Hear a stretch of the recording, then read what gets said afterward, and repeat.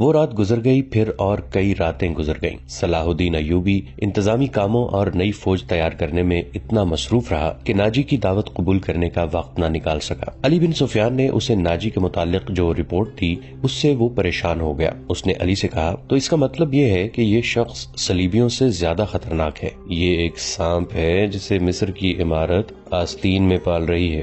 علی بن سفیان نے ناجی کی تخریب کاری کی تفصیل سنائی کہ اس نے کس طرح کس بڑے آدمی کو اپنے ہاتھ میں لیا اور انتظامیہ میں منمانی کرتا رہا۔ پھر کہا، اور جس سوڈانی سپاہ کا وہ سالار ہے وہ ہماری بجائے اس کی وفادار ہے، کیا آپ اس کا کوئی علاج سوچ سکتے ہیں؟ صرف سوچ ہی نہیں سکتا، صلاح الدین ایوبی نے جواب دیا، علاج شروع کر چکا ہوں۔ مصر سے جو سپاہ بھرتی کی جا رہی ہے اسے میں سوڈانی محافظوں میں گڑمٹ کر دوں گا، پھر یہ فوج سوڈانی ہوگی نہ مصری۔ ناجی کی یہ طاقت بکھر کر ہماری فوج میں جذب ہو جائے گی۔ ناجی کو میں اس کے صحیح ٹھکانے پر لے آؤں گا، اور میں یہ بھی وثوق سے کہہ سکتا ہوں کہ اس نے صلیبیوں کے ساتھ بھی گٹھ جوڑ کر رکھا ہے۔ علی بن سفیان نے کہا، آپ سلطنت اسلامیہ کو ایک مضبوط مرکز پر لا کر اسلام کو وسعت دینا چاہتے ہیں، مگر ناجی آپ کے خواب کو دیوانے کا خواب کہہ رہا ہے۔ تم اس سلسلے میں کیا کر رہے ہو؟ یہ مجھ پہ چھوڑیں۔ علی بن سفیان نے کہا، میں جو کچھ کروں گا وہ آپ کو ساتھ ساتھ بتاتا رہوں گا، آپ مطمئن رہیں۔ میں نے اس کے گرد جاسوسوں کی ایسی دیوار چن دی ہے جس کی آنکھیں بھی ہیں اور کان بھی ہیں، اور یہ دیوار متحرک ہے۔ یوں سمجھ لیں میں نے اسے اپنے جاسوسی کے قلعے میں قید کر لیا ہے۔ صلاح الدین ایوبی کو علی بن سفیان پر اس قدر اعتماد تھا کہ اس سے اس کی درپردہ کارروائی کی تفصیل نہ پوچھی۔ علی نے ان سے پوچھا، معلوم ہوا ہے کہ وہ آپ کو جشن پر مدعو کر رہا ہے، اگر یہ بات صحیح ہے تو اس کی دعوت اس وقت قبول کیجیے گا جب میں آپ کو بتاؤں گا۔ صلاح الدین ایوبی اٹھے اور ہاتھ پیٹھ پیچھے رکھ کر ٹہلنے لگے۔ ان کی آہ نکل گئی اور رک گئے اور بولے، بن سفیان، زندگی اور موت اللہ کے ہاتھ میں ہے۔ بے مقصد زندگی سے کیا یہ بہتر نہیں کہ انسان پیدا ہوتے ہی مر جائے؟ کبھی کبھی یہ سوچ دماغ میں آ جاتی ہے کہ وہ لوگ شاید زیادہ خوش نصیب ہیں جن کی قومی حس مردہ ہو جاتی ہے اور جن کا کوئی کردار نہیں ہوتا، بڑے مزے سے جیتے ہیں اور اپنی آئی پر مر جاتے ہیں۔ وہ بد نصیب ہیں امیر محترم، علی نے کہا۔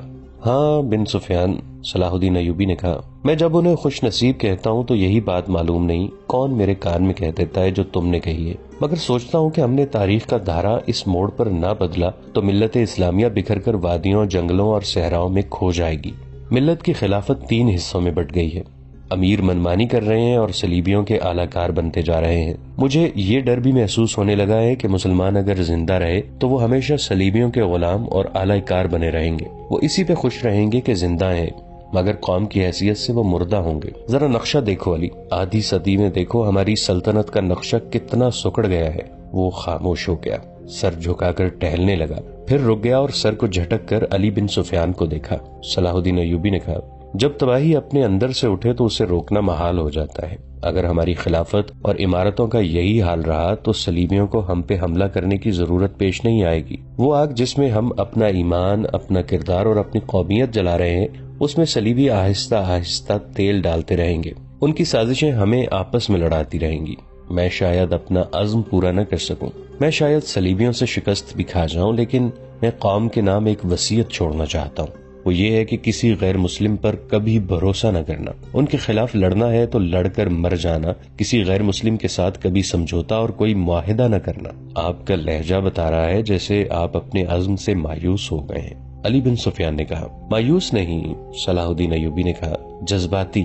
علی، میرا ایک حکم متعلقہ شعبے تک پہنچا دو، بھرتی تیز کر دو اور کوشش کرو کہ فوج کے لیے زیادہ سے زیادہ ایسے آدمی رکھو جو جنگ کا تجربہ حاصل کر چکے ہوں۔ ہمارے پاس اتنی لمبی تربیت کا وقت نہیں۔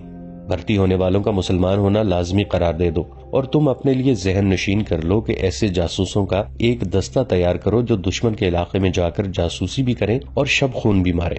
یہ جانبازوں کا دستہ ہوگا، انہیں خصوصی تربیت دو، ان میں یہ صفات پیدا کرو کہ اونٹ کی طرح زیادہ سے زیادہ عرصہ پیاس برداشت کر سکیں، ان کی نظریں عقاب کی طرح تیز ہوں، ان میں صحرائی لومڑی کی مکاری ہو اور وہ دشمن پر چیتے کی طرح جھپٹنے کی مہارت، دلیری اور طاقت کے مالک ہوں، ان میں شراب، حشیش وغیرہ کی عادت نہ ہو اور عورت کے لیے وہ برف کی طرح یخ ہوں۔ بھرتی تیز کرا دو بن سفیان، اور یاد رکھو میں ہجوم کا قائل نہیں، مجھے لڑنے والوں کی ضرورت ہے، خواہ تھوڑی تعدادی ہو، ان میں قومی جذبہ اور وہ میرے عزم کو سمجھتے ہوں، کسی کے دل میں یہ شبہ نہ ہو کہ اسے کیوں لڑایا جا رہا ہے۔ اگلے 10 دنوں میں ہزارہ تربیت یافتہ سپاہی امارت مصر کی فوج میں آ گئے اور ان 10 دنوں میں ناجی نے زکوئی کو ٹریننگ دے دی کہ وہ صلاح الدین ایوبی کو کون کون سے طریقے سے اپنے حسن کے جال میں پھانس کر اس کی شخصیت اور اس کے کردار کو کمزور کر سکتی ہے۔ ناجی کے ہمراز دوستوں نے زکوئی کو دیکھا تو انہوں نے بلا خوف تردید کہا کہ اس لڑکی کو مصر کے فرعون دیکھ لیتے تو خدائی کے دعوے سے دستبردار ہو جاتے۔ ناجی کا جاسوسی کا اپنا نظام تھا، بہت تیز اور دلیر۔ وہ معلوم کر چکا تھا کہ علی بن سفیان صلاح الدین ایوبی کا خصوصی مشیر ہے اور عرب کا مانا ہوا سراغ رساں۔ اس نے علی کے پیچھے اپنے جاسوس چھوڑ دیے تھے اور اس نے علی کو قتل کر دینے کا منصوبہ بھی بنا لیا تھا۔ زکوئی کو ناجی نے صلاح الدین ایوبی کو اپنے دام میں پھانسنے کے لیے تیار کیا، لیکن وہ محسوس نہ کر سکا کہ مراکش کی رہنے والی یہ لڑکی اس کے اپنے اعصاب پر سوار ہو گئی ہے۔ وہ صرف شکل و صورت کی ہی دلکش نہیں تھی، اس کی باتوں میں ایسا جادو تھا کہ ناجی اسے پاس بٹھا کر اس کے ساتھ باتیں ہی کرتا رہتا۔ اس نے ان 2 ناچنے گانے والیوں سے نگاہیں پھیر لی تھیں جو اس کی منظور نظر تھیں۔ 3-4 راتوں سے اس نے ان لڑکیوں کو اپنے کمرے میں نہیں بلایا تھا۔ ناجی سونے کے انڈے دینے والی مرغی تھی جو ان کے قبضے سے نکل کر زکوئی کی آغوش میں انڈے دینے لگی تھی۔ انہوں نے زکوئی کو راستے سے ہٹانے کی ترکیبیں شروع کر دیں۔ وہ آخر اس نتیجے پر پہنچی کہ اسے قتل کرا دیا جائے، مگر اسے قتل کرانا ممکن نظر نہیں آتا تھا کیونکہ ناجی نے اسے جو کمرہ دے رکھا تھا اس پر 2 محافظوں کا پہرا رہتا تھا۔ اس کے علاوہ یہ دونوں لڑکیاں اس مکان سے بلا اجازت باہر نہیں جا سکتی تھیں جو ناجی نے انہیں دے رکھا تھا۔ انہوں نے حرم کی خادمہ خاتون میں سے ایک کو اعتماد میں لینا شروع کر دیا۔ وہ اس کے ہاتھوں زکوئی کو زہر دینا چاہتی تھی۔ علی بن سفیان نے صلاح الدین ایوبی کا محافظ دستہ بدل دیا۔ یہ سب امیر مصر وائسرائے کے پرانے باڈی گارڈز سے۔ ان کی جگہ اس نے ان سپاہیوں میں سے باڈی گارڈز کا دستہ تیار کیا جو نئی بھرتی میں آئے تھے۔ یہ جانبازوں کا منتخب دستہ تھا جو سپاہ گری میں بھی طاق تھا اور جذبے کے لحاظ سے اس کا ہر سپاہی مرد حر تھا۔ تاجی کو یہ تبدیلی بالکل پسند نہیں تھی، لیکن اس نے صلاح الدین ایوبی کے سامنے اس تبدیلی کی بے حد تعریف کی اور اس کے ساتھ ہی درخواست کی کہ صلاح الدین ایوبی اس کی دعوت قبول کر لے۔ صلاح الدین ایوبی نے اسے جواب دیا کہ وہ 1 آدھ دن میں اسے بتائے گا کہ وہ کب دعوت قبول کر سکے گا۔ اس کے جانے کے بعد صلاح الدین ایوبی نے علی بن سفیان سے مشورہ لیا کہ وہ دعوت پر کب جائے۔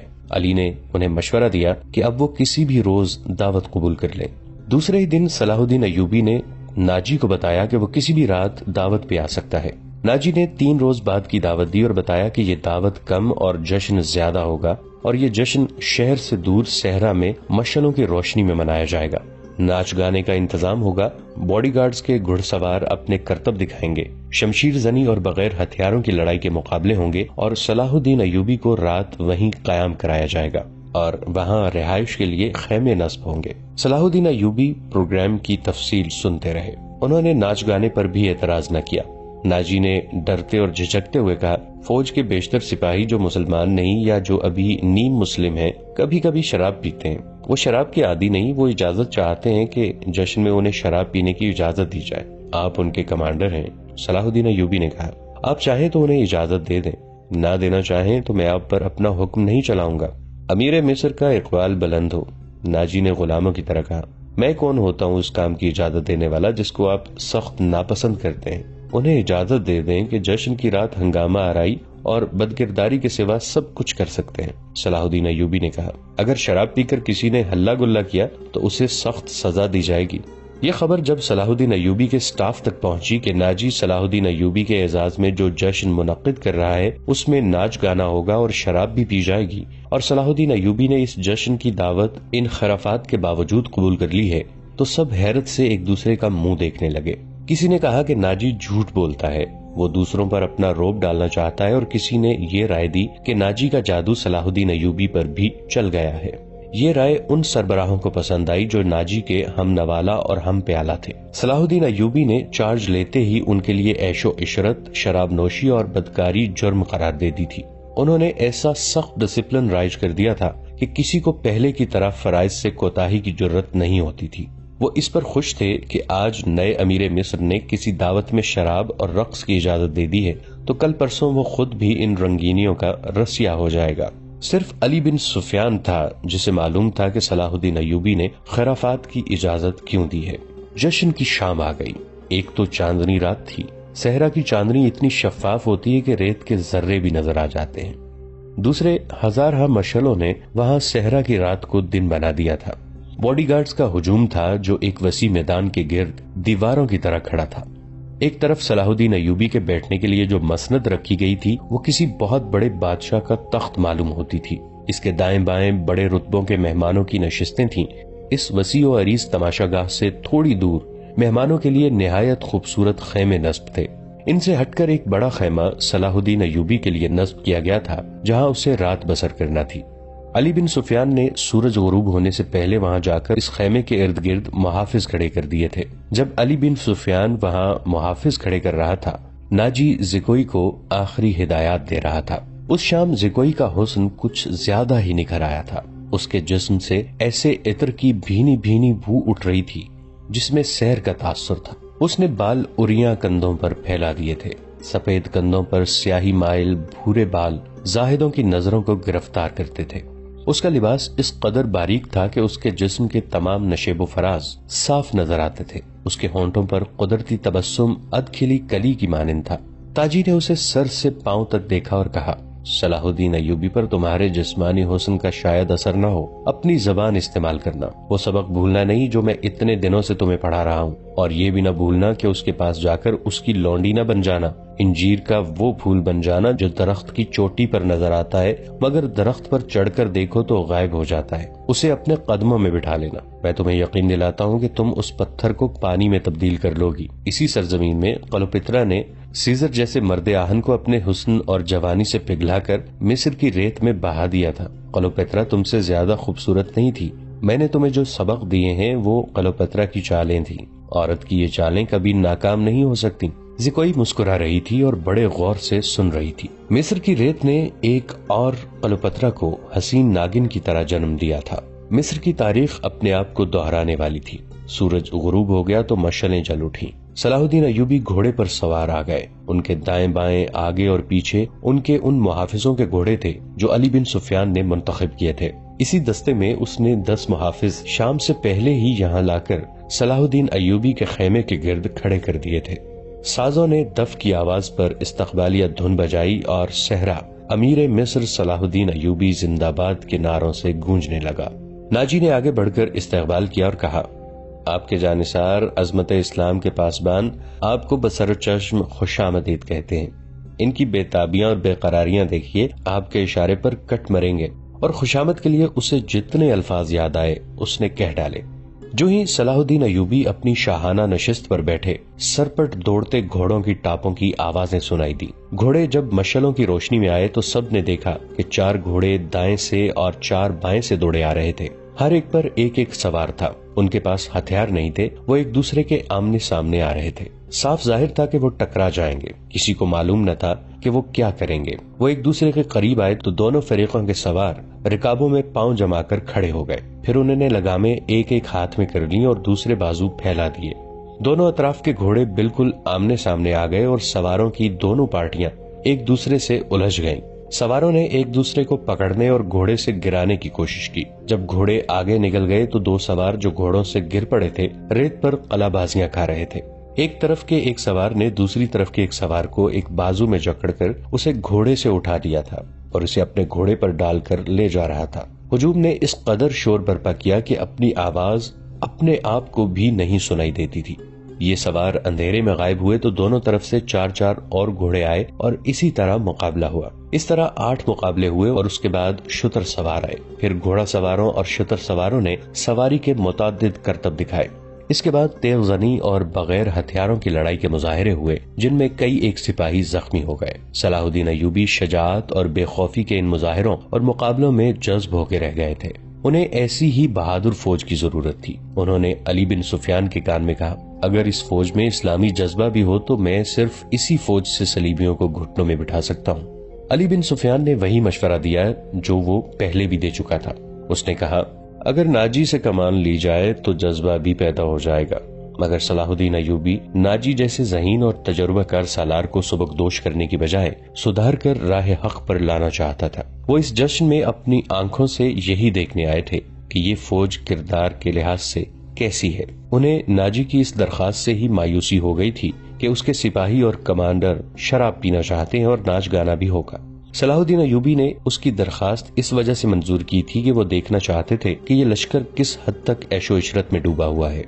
بہادری، شاہ سواری اور تیغ زنی وغیرہ کے مظاہروں اور مقابلوں میں تو یہ فوج عسکری اور جنگی معیار پر پوری اترتی تھی، مگر کھانے کا وقت آیا تو یہ فوج بدتمیزوں، بلانوشوں اور ہنگامہ پرور لوگوں کا بے قابو ہجوم بن گئی۔ کھانے کا انتظام وسیع و عریض میدان میں کیا گیا تھا۔ ایک طرف فوج کے کم و بیش 2000 آدمیوں کے لیے کھانا لگایا گیا تھا اور ان سے ذرا دور صلاح الدین ایوبی اور دیگر بڑے مہمانوں کے کھانے کا انتظام تھا۔ سینکڑوں سالم دمبے اور بکرے، اونٹوں کی سالم رانیں، ہزاروں مرغ روسٹ کیے گئے تھے۔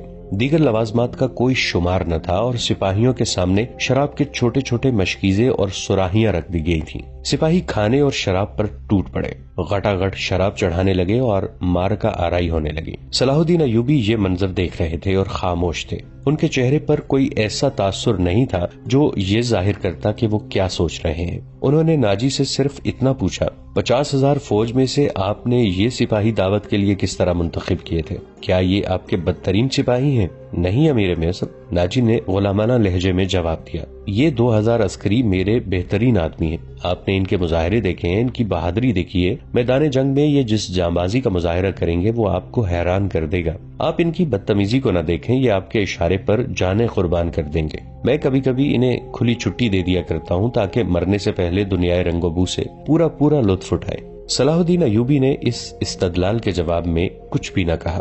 ناجی جب دوسرے مہمانوں کی طرف متوجہ ہوا تو صلاح الدین ایوبی نے علی بن سفیان سے کہا، میں جو دیکھنا چاہتا تھا وہ دیکھ لیا ہے۔ یہ سوڈانی عسکری شراب اور ہنگامہ آرائی کے عادی ہیں۔ تم کہتے ہو کہ ان میں جذبہ نہیں ہے، میں دیکھ رہا ہوں کہ ان میں کردار بھی نہیں ہے۔ اس فوج کو اگر تم میدان جنگ میں لے گئے تو یہ لڑنے کی بجائے اپنی جان بچانے کی فکر کریں گے اور مال غنیمت لوٹیں گے، اور صرف یہی نہیں، یہ مفتوح کی عورتوں کے ساتھ وحشیانہ سلوک کریں گے۔ اس کا علاج یہ ہے، علی بن سفیان نے کہا، کہ آپ نے مختلف حلقوں سے جو فوج تیار کی ہے انہیں ناجی کے اس 50,000 سوڈانی لشکر میں مدغم کر دیا جائے۔ برے سپاہی اچھے سپاہیوں کے ساتھ مل جل کر اپنی عادتیں بدل دیا کرتے ہیں۔ صلاح الدین ایوبی مسکرایا اور علی سے کہا، تم یقیناً میرے دل کا راز جانتے ہو۔ میرا منصوبہ یہی ہے جو میں ابھی تمہیں نہیں بتانا چاہتا تھا، کسی سے اس کا ذکر نہ کرنا۔ علی بن سفیان میں یہی وصف تھا کہ دوسروں کے دلوں کے راز جان لیا کرتا تھا، اور یہ غیر معمولی طور پر ذہین تھا۔ وہ کچھ اور کہنے ہی لگا تھا کہ ان کے سامنے کئی اور مشعلیں روشن ہو گئیں۔ زمین پر بیش قیمت قالین بچھے ہوئے تھے۔ شہنائی اور سارنگ کا ایسا میٹھا اور پرسوز نغمہ ابھرا کہ مہمانوں پر سناٹا طاری ہو گیا۔ ایک طرف سے ناچنے والیوں کی قطار نمودار ہوئی۔ 20 لڑکیاں ایسے باریک اور نفیس لباس میں ملبوس چلی آ رہی تھیں جس میں ان کے جسموں کا انگ انگ نظر آ رہا تھا۔ ہر ایک کا لباس نہایت باریک چوغا سا تھا جو شانوں سے ٹخنوں تک لمبا تھا۔ ان کے بال کھلے ہوئے تھے اور اسی ریشم کا حصہ نظر آتے تھے جن کا انہوں نے لباس پہن رکھا تھا۔ صحرا کی ہلکی ہلکی ہوا سے اور لڑکیوں کی چال سے یہ ڈھیلا ڈھالا لباس ہلتا تو یوں لگتا تھا جیسے پھولدار پودوں کی ڈالیاں فضا میں تیرتی آ رہی ہوں۔ ہر ایک کے لباس کا رنگ جدا تھا، ہر ایک کی شکل و صورت ایک دوسرے سے مختلف تھی، لیکن حسن اور جسم کی لچک میں سب ایک جیسی تھی۔ ان کے مرمری بازوں اریاں تھے، وہ چلتی آ رہی تھیں لیکن قدم اٹھتے نظر نہیں آتے تھے۔ وہ ہوا کی لہروں کی مانند آ رہی تھی۔ وہ نیم دائرے میں ہو کر رک گئیں۔ صلاح الدین ایوبی کی طرف منہ کر کے تعظیم کے لیے جھکیں۔ سب کے بال سرک کر شانوں پر آ گئے۔ سازندوں نے ان ریشمی بالوں اور جسموں کے جادو میں طلسم پیدا کر دیا۔ ناظرین، آج کی قسط میں اتنا ہی۔ آپ سے ملاقات ہوگی اسی ویڈیو کے تسلسل کے ساتھ نئی قسط میں۔ اگر آپ ہماری نئی آنے والی ویڈیو سے باخبر رہنا چاہتے ہیں تو ہمارے اس چینل کو سبسکرائب کر کے نیچے موجود بیل آئیکن کو ضرور کلک کیجیے گا۔ دعا ہے کہ اللہ رب العزت آپ کو اپنی حفظ و امان میں رکھے۔ ہمارا اور آپ کا اللہ نگہبان۔